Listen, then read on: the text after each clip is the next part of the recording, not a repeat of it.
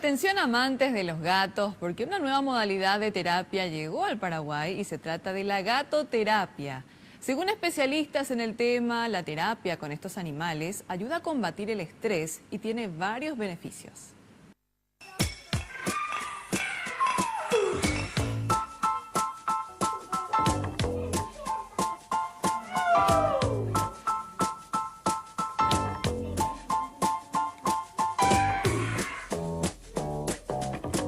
La terapeuta explica que a través de la gatoterapia las personas pueden canalizar sus problemas y desecharlos de su cuerpo.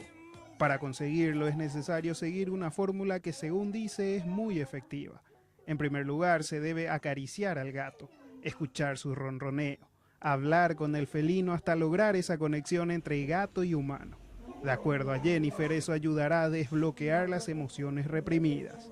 Están leyendo los códigos. Los gatos actúan de alguna manera, ellos son los terapeutas.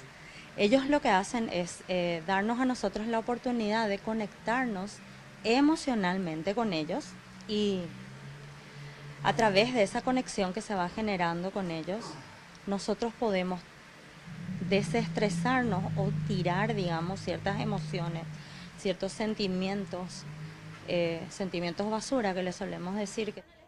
Según la profesional, la gatoterapia ayuda a procesar mejor las emociones, activa el sistema límbico, genera hormonas importantes como las endorfinas, serotonina y dopamina, que refuerzan el sistema inmunológico.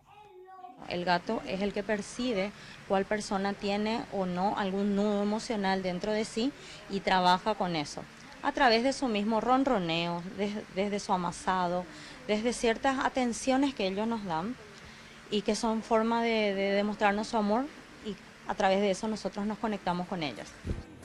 En Paraguay se realizó el primer taller de gatoterapia donde los profesionales guiaron a las personas de cómo liberar el estrés mediante este método.